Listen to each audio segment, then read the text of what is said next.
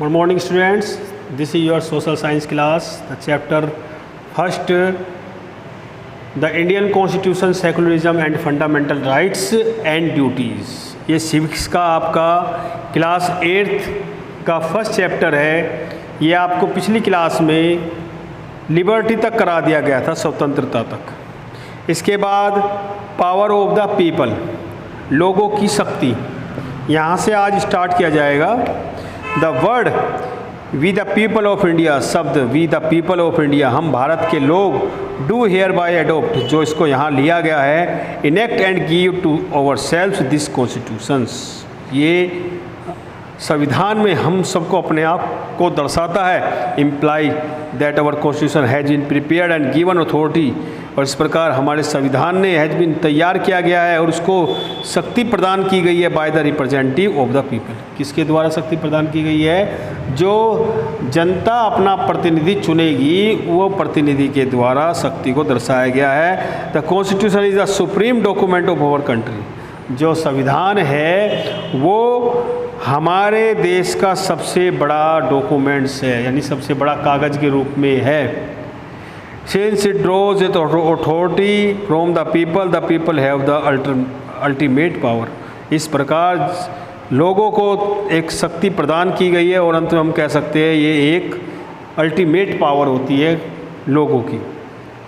इसके बाद आता है सोवरगेन, संप्रभुता।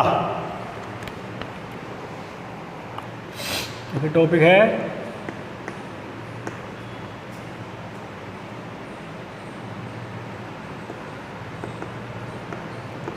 संप्रभुता।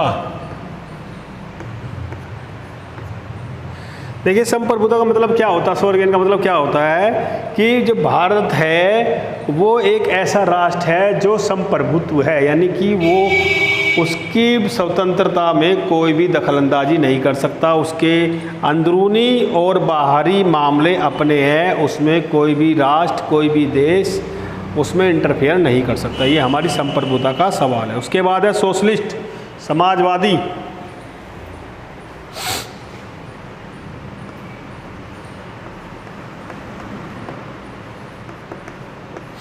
सोशलिस्ट मीन्स होता है समाजवादी। समाजवादी का मतलब है जो समाज के हित के बारे में समझे, जो समाज का जो छोटे से छोटा वर्ग है उसके हितैषी, उसे सोशलिस्ट बोला जाता है। देखिए, भारतीय संविधान afford the ideals of socialism, हमारे संविधान में सोशलिस्ट के विचार को भी लिया गया है। विच सीक्स टू गिव एवरीवन, जिसने हर किसी को अवसर दिया है, यूज़ द कंट्रीज रिसोर्सेज, देश में जो भी रिसोर्सेज है, देश में जो भी स्रोत है, उसका देश का नागरिक, प्रत्येक नागरिक इस्तेमाल कर सकता है। In the long run this will help reduce the gap between the rich, इस प्रकार क्या होगा, लोगों में जो अमीरी और गरीबी की जो खाई है वो मिटेगी, जो अंतर है वो कम होगा अमीरी और गरीबी का। इसके बाद आता है आपका सेकुलर। सेकुलर मीन्स होता है धर्मनिरपेक्ष।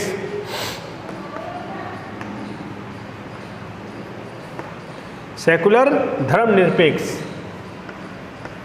देखिए, इसको भी समझ लीजिए, सेकुलरिज्म क्या होता है।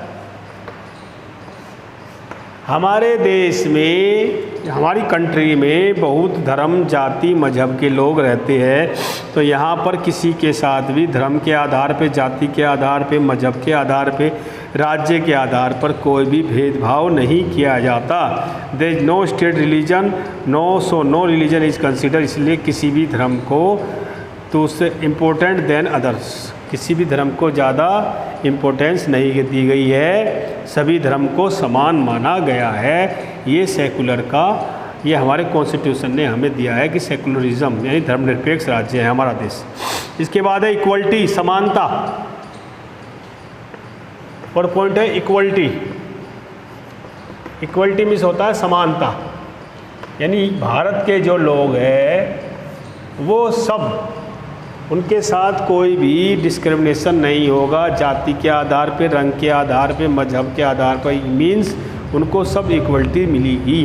आपने देखा भी है, सबको समान अधिकार है। यहाँ पे कोई हिंदू है, मुस्लिम है, सिख है, ईसाई है, पर्शियन है, कोई भी किसी भी जाति धर्म का मजहब का हो, उससे समान रूप से पूर्ण अधिकार है। अगर कोई सरकारी नौकरी निकलती है, कोई सरकारी योजनाएं निकलती है, तो उसमें सभी जाति धर्म के लोगों को इक्वलिटी दी जाती है और कोई भी अपनी योग्यता के आधार पर वो पद हासिल कर सकता है।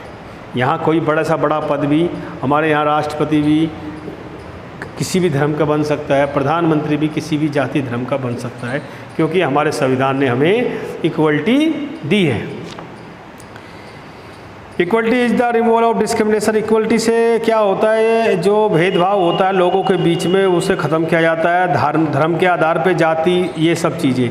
ऑल सिटीजन, सभी जो है इक्वल है कानून के सामने, and enjoy equal protection by the law of land, और वो आनंद ले सकते हैं कानून के तहत, कोई भी कार्य का आनंद ले सकते हैं। Equality has been is and fundamental rights of citizen. Equality जो है एक हमारा फंडामेंटल राइट्स भी है, मौलिक अधिकार भी है, विच गिवन बाय कॉन्स्टिट्यूशंस, जो हमें किसने दिया है, संविधान ने दिया है। इसके बाद आता है फेडरलिज्म, संघवाद। फिफ्थ है फेडरलिज्म।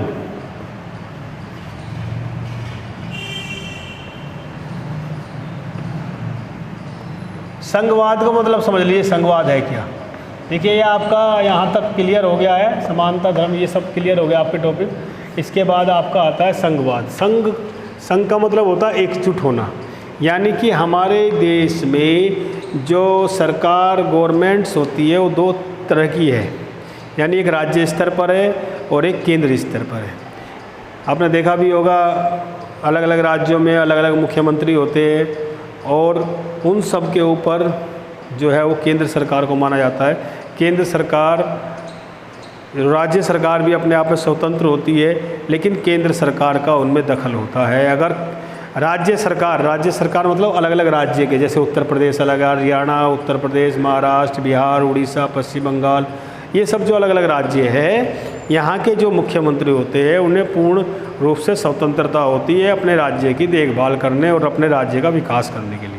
लेकिन अगर कोई मुख्यमंत्री अपने राज्य में कुछ गड़बड़ करता है, कोई केंद्र को लगता है कि यहाँ गड़बड़ है, तो वहाँ पर राष्ट्रपति शासन भी लग जाता है, वहाँ से उसको हटाया भी जा सकता है मुख्यमंत्री को। तो केंद्र के पास देश में सबसे ज़्यादा पावर होती है, लेकिन जो शासन व्यवस्था है वो दो तरह से बटी होती है, राज्य स्तर पर, स्टेट के आधार पर, एंड सेंट्रल गवर्नमेंट के आधार पर बटी होती है। देखिए जैसे ये फेडरलिज्म क्या है, refers of the one level of government in the country, एक लेवल को दर्शाया गया। In India we have government as the state level, हमारे यहाँ पर स्टेट लेवल की गवर्नमेंट को बताया गया, और at the centre Panchayati Raj is the third tier of government, Panchayati Raj को तीसरे स्तर पर माना जाता है। फेडरलिज्म सिस्टम में इंडिविजुअल स्टेट जो होता है, जो व्यक्तिगत स्टेट, जैसे मैंने बताया एक राज्य जो होता है वो अपने कुछ कंट्रोल रखता है अपने राज्य पर, वो जो भी कार्य है वो अपने तरीके से करता है, वहाँ पर कोई भी गवर्नमेंट से रिलेटेड मैटर कोई भी है वो उसको महत्वपूर्णता देता है। All person India are governed by laws, सभी जो लोग हैं वो भारत के, वो किसके अधीन होते हैं, कानून के अधीन होते हैं, एंड पॉलिसीज और नियम के made by each of this level of government, जो किसके द्वारा बनाए जाते हैं, सरकार के द्वारा नियम बनाए जाते हैं। जैसे अभी आपने देखा एग्जाम्पल, सरकार ने जो वो बनाए, नियम बनाए जो लोगों के हित के लिए होते हैं, उसे हमें पालन करना पड़ता है। अगर हम उसका पालन नहीं करेंगे तो सरकार हमें फोर्सली उसका पालन कराएगी। जैसे अभी एग्जांपल देख लीजिए, अभी कुछ दिन पहले जो लॉकडाउन था उसमें कुछ लोग बाहर निकलते थे, वो नहीं मान रहे थे, तो उनको सरकार ने फिर सख्ती के साथ लॉकडाउन का पालन कराया। पुलिस ने देखा वो बहुत सी जगह उनको पिटाई करी, तब जाके लोगों को क्यों करा गया था, ताकि लोग बाहर ना निकले, बीमारी से बचे रहे। लोगों के हित के लिए सरकार को कई बार सख्त कदम भी उठाने पड़ते हैं। इसके बाद है पार्लियामेंट्री फॉर्म ऑफ गवर्नमेंट, सरकार का संसदीय रूप क्या है, सरकार जो बनती है हमारी वो किस तरह से बनती है, उसका रूप क्या है, संसदीय रूप क्या है। देखिए the different types of government, अलग अलग विभाग होते हैं सरकार के, कंसिस्ट ऑफ रिप्रेजेंटेटिव, उनमें उनके प्रतिनिधि होते हैं, who are elected by the people, जिनको कौन चुनता है, भारत के लोग चुनते हैं। इन दिस सिस्टम, इस प्रकार इस प्रथा में लेजिस्लेचर विधायिका एंड द एग्जीक्यूटिव न्यायपालिका कार्यपालिका आर क्लोजली लिंक, यानी विधायिका और कार्यपालिका एक दूसरे से लिंक होती है। अभी मैं आपको बताऊंगा विधायिका क्या होती है, कार्यपालिका क्या होती है, लेजिस्लेचर क्या होता है, एग्जीक्यूटिव क्या होता है, और एक आपका वो आएगा लेजिस्लेटिव हो गया, एग्जीक्यूटिव्स हो गया, और तीसरा आपका जो है जुडिशरी होता है, न्यायपालिका, विधायिका, कार्यपालिका एंड न्यायपालिका। तो ये क्लोज होते हैं। द प्राइम मिनिस्टर जो होता है, प्रधानमंत्री जो, एंड अदर मिनिस्टर जो होते हैं, मंत्री होल्ड द रियल पावर, जिनके पास वास्तविक शक्ति होती है कार्यपालिका की, वे भारतीय विधायिका के क्या होते हैं, मेंबर्स होते हैं। उसके बाद देखिए अब आपको ये कराया जाएगा universal adult franchise.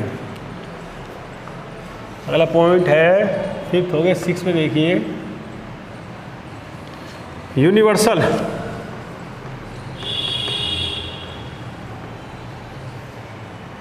Adult franchise.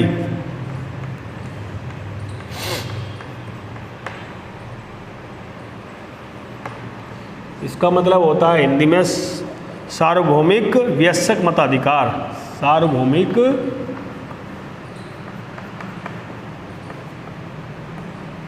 वयस्क मताधिकार।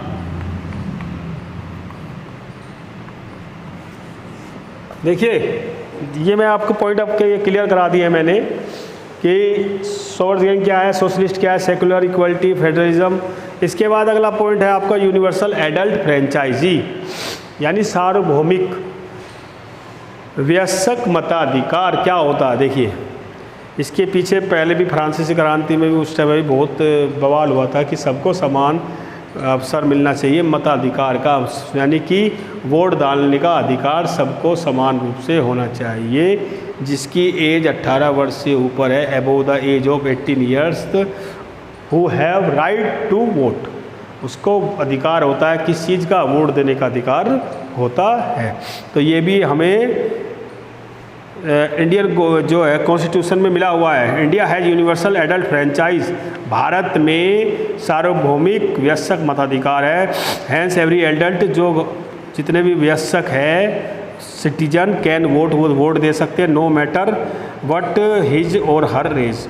इसमें कोई बात नहीं है कि उसकी जाति धर्म क्या है, क्या लैंग्वेज है, क्या सेक्स है, क्या वो स्त्री है या पुरुष है, क्या जाति है, पैसे वाला है, गरीब है, एजुकेशन, ये सब कोई मायने नहीं रखती, उसको वोट देने का अधिकार होता है। एक अमीर हो, गरीब हो, अनपढ़ हो, पढ़ा लिखा हो, किसी भी जाति का हो, काला पीला कैसा भी हो, एवरीथिंग, सबको वयस्क मताधिकार जो मिला हुआ है वो 18 वर्ष के बाद किसी भी धर्म, जाति, नस्ल, बिना भेदभाव किए सबको वयस्क मताधिकार प्राप्त है, और वो इलेक्शन में भाग ले सकता है और इलेक्शन भी लड़ सकता है। इसके बाद शक्तियों का बंटवारा कैसे किया जाता है। देखो जो शक्तियाँ मिली हुई है, जो शक्तियाँ दी गई है, उसने जो है कॉन्स्टिट्यूशन ने जो शक्तियाँ दी है उसका सेपरेशन कैसे होता है।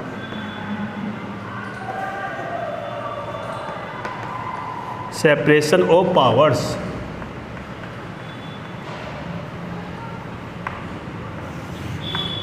इसको बोलते हैं शक्तियों का पृथक्करण या बंटवारा।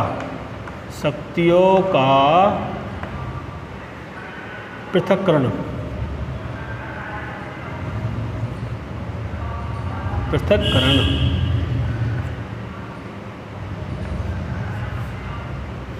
यानी शक्तियों को बांट दिया जाता है। देखो शक्तियों कैसे बांटा जाता है। देखो कोई भी सरकार जब बनाई जाती है, सरकार बनाई जाती है, सरकार को बनाने के लिए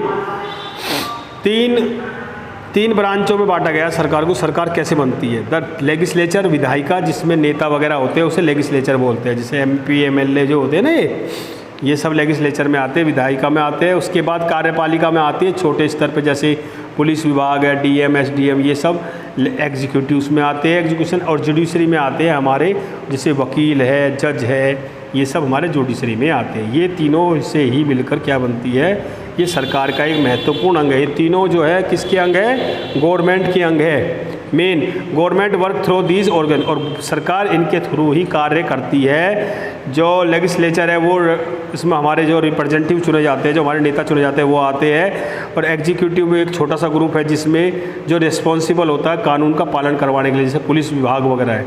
अब जैसे नेता वगैरह जो नेता होते हैं, लेजिस्लेचर जो विधायिका में आते हैं, वो कानून पास करते हैं, वो कानून थोड़ा ना वो उसे अप्लाई करने के लिए आते हैं। कानून वो वहाँ जो संसद है वहाँ पे कानून पास होता है। कानून पास होने के बाद जिम्मेदारी किसकी आ जाती है, एग्जीक्यूटिव्स की, यानी कि वो उसका पालन कराते हैं। मान लीजिए एक कानून पास हुआ है कि अगर कोई सड़क पर कोई वो करता है, ट्रैफिक रूल तोड़ता है तो उससे सज़ा मिलेगी, तो इसका पालन नेता कराने नहीं आएगा वहाँ पे, इसका पालन कौन कराएगी, पुलिस कराएगी। तो पुलिस विभाग जो आता है, एसडीएम, डीएम, प्रशासन जो आता है वो हमारा एग्जीक्यूटिव्स में आता है। इसके बाद हमारा है जुडिशरी। अब इनका पालन ना करे तो जैसे कई बार क्या होता है, कोई अपराध कर देता है, कोई क्राइम कर देता है, तो पुलिस उसे सज़ा नहीं देती, पुलिस उसे सिर्फ पकड़ के किसके सामने पेश करती है, जुडिशरी के सामने पेश करती है। न्यायपालिका उसका फैसला करती है, न्यायालय में उसका केस जाता है, उसके बाद उसके ऊपर केस चलता है, उसमें जो वकील और जज वगैरह है वो ही इसमें डिसीजन लेते हैं। तो ये जो हमारा पार्ट है तीसरा वो आता है जुडिशरी में। तो these are 3 parts of Indian government. पहला है लेजिस्लेचर, सेकंड है आपका एग्जीक्यूटिव, और थर्ड है आपका जुडिशरी। ठीक है, इसके बाद आपका आता है फंडामेंटल राइट्स, मौलिक अधिकार। इसके बाद है आपका फंडामेंटल्स,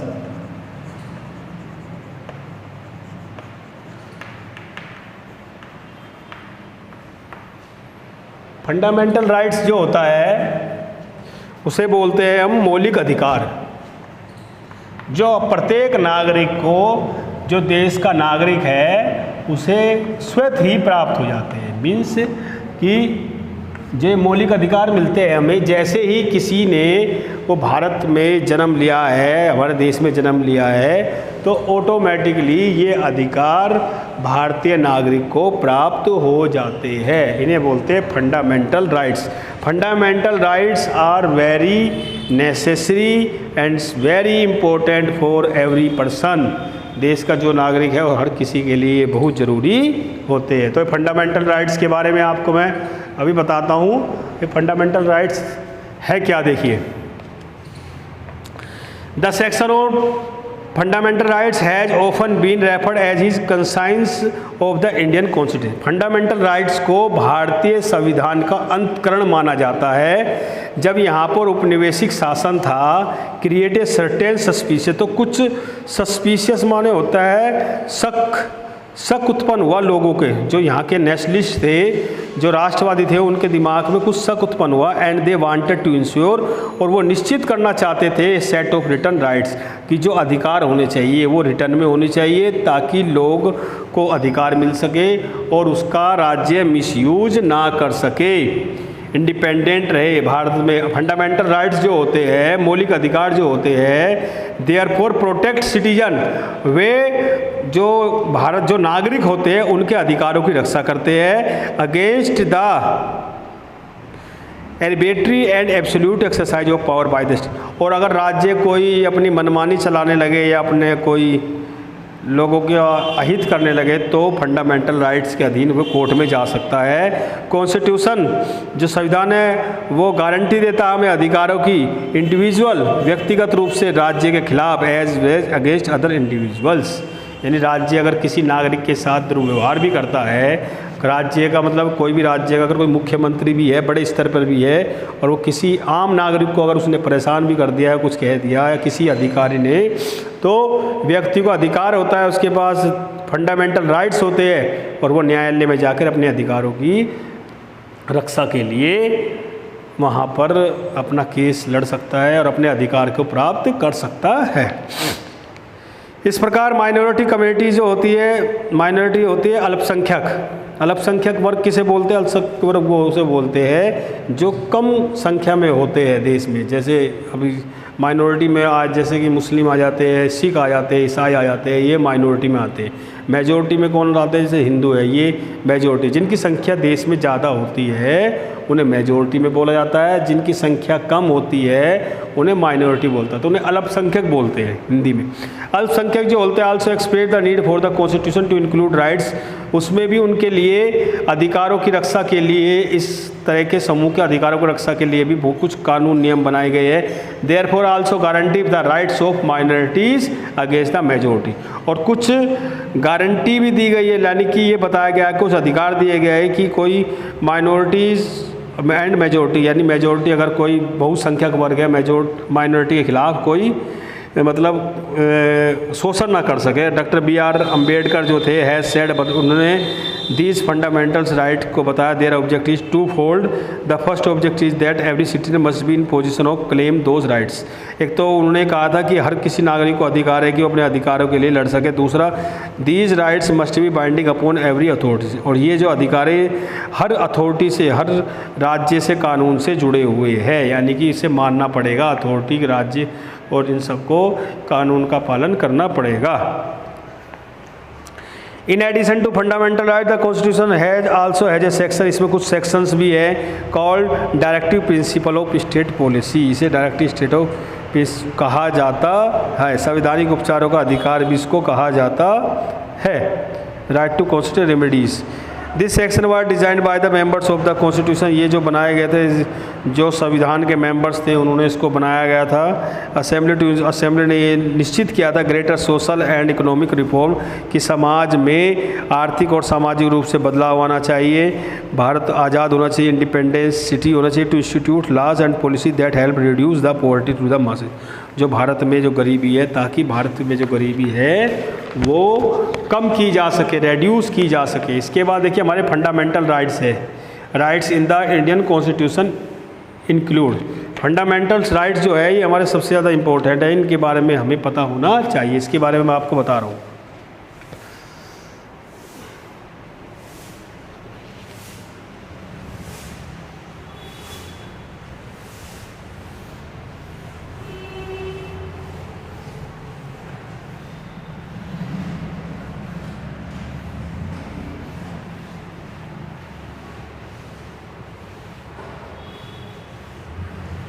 देखिए बच्चों,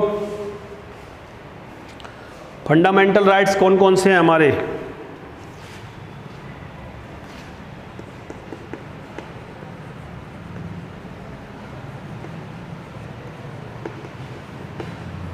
इसको बोलते हैं फंडामेंटल राइट्स,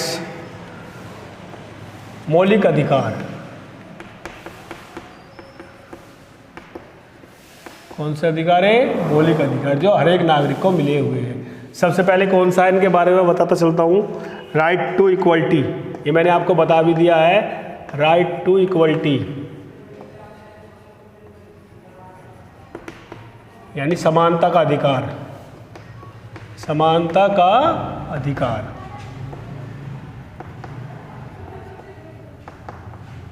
यानी सबको समान रूप से अधिकार है, कोई किसी भी जाति धर्म मजहब का हो, कहीं भी होटल में, प्लेग्राउंड में या किसी शॉप्स में भी किसी के साथ कोई भेदभाव नहीं किया जाएगा, पब्लिक प्लेस में भी किसी के साथ भेदभाव नहीं किया जाएगा, सबको इक्वलिटी का अधिकार है। सेकंड जो आपका है वो है राइट टू फ्रीडम, स्वतंत्रता का अधिकार,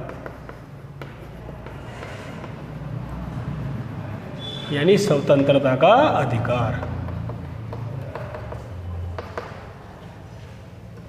सभी नागरिकों को राइट टू फ्रीडम है, यानी स्वतंत्रता का अधिकार है। इसमें वो शांतिपूर्ण तरीके से अपना कोई भी कार्य कर सकता है, अपना प्रोफेशन कर सकता है, लेकिन उसे कहीं भी आने जाने का भी अधिकार होता है, ये राइट टू फ्रीडम है।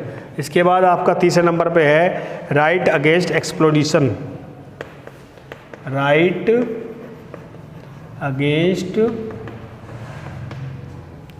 एक्सप्लोइटेशन, शोषण के विरुद्ध अधिकार।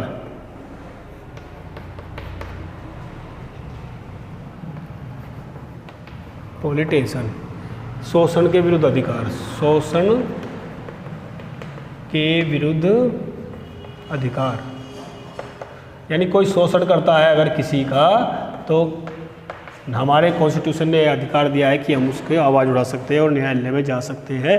यानी कि शोषण, जैसे कि कोई 14 साल से कम उम्र के बच्चे को किसी फैक्ट्री वगैरह में वो नहीं लगा सकता। इस तरह के जो अधिकार है वो हमें संविधान ने दिए है। उसके बाद आपका फोर्थ है right to freedom of religion, अपने धर्म को मानने का अधिकार। Right to freedom of religion, यानी आपको अपने धर्म की भी स्वतंत्रता है, धर्म को मनाने की स्वतंत्रता। आप किसी भी जाति धर्म के हो, चाहे हिंदू हो या मुसलमान हो, आपको संविधान ने, कॉन्स्टिट्यूशन ने ये राइट्स दिया है। राइट टू रिलीजन, यानी आप अपने जो त्यौहार है, फेस्टिवल है, वो बिना रुकावट के मना सकते हो, आपको कोई भी उसमें हस्तक्षेप नहीं कर सकता है। ठीक है, तो ये राइट टू फ्रीडम रिलीजन यानी कि धार्मिक स्वतंत्रता का अधिकार बोलते हैं इसे। क्या बोलते हैं? धार्मिक स्वतंत्रता का अधिकार।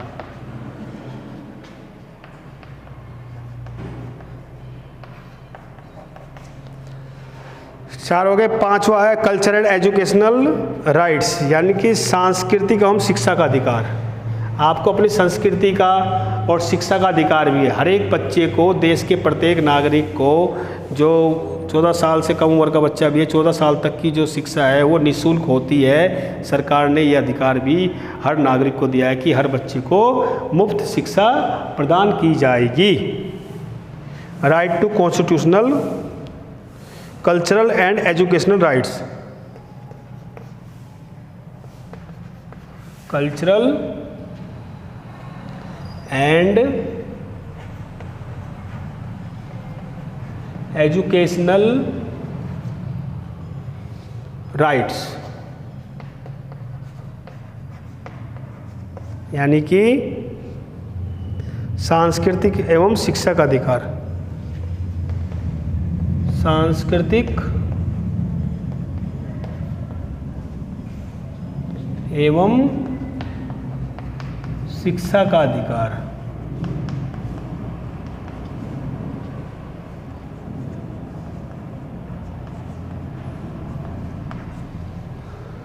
पांचवा हो गया। उसके बाद है राइट टू कॉन्स्टिट्यूशनल रेमेडीज। एक और देख लेते हैं। 6 है आपका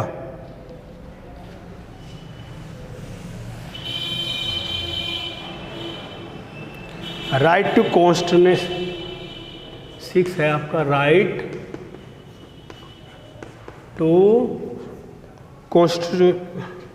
कॉन्स्टिट्यूशनल रेमेडीज। कॉन्स्टिट्यूशनल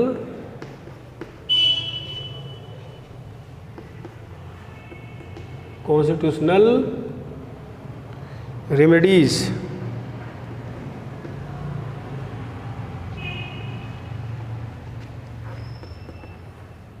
संवैधानिक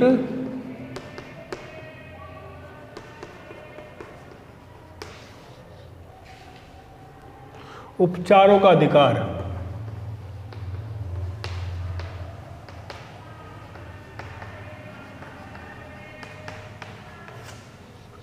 इसमें क्या होता है? This allows citizen to move the court. इसमें है कि कोई भी नागरिक वो कोर्ट में जा सकता है if they believe that one of other, जो अगर उसे ये विश्वास होता है कि जो उसके fundamental rights have been violated by the state, कि राज्य के द्वारा उसके जो फंडामेंटल राइट्स है वो नहीं दिए जा रहे हैं, अगर ये अधिकार उसे नहीं मिल पा रहे हैं तो वो इसके खिलाफ कोर्ट में जा सकता है, राज्य के खिलाफ भी जा सकता है। ठीक है, फंडामेंटल ड्यूटीज़ है हमारी, कुछ कर्तव्य है, बस ये थोड़ा सा रह गया आपका, ये आपको नेक्स्ट उसमें करा दिया जाएगा, कुछ क्वेश्चंस आंसर भी कराए जाएंगे फिर इसके बाद। ये आपका लगभग कंप्लीट हो चुका है। नेक्स्ट क्लासेज में इसकी क्वेश्चन आंसर वगैरह भी आपको बताए जाएंगे। तो बच्चों आज के लिए इतना ही। Okay, thank you.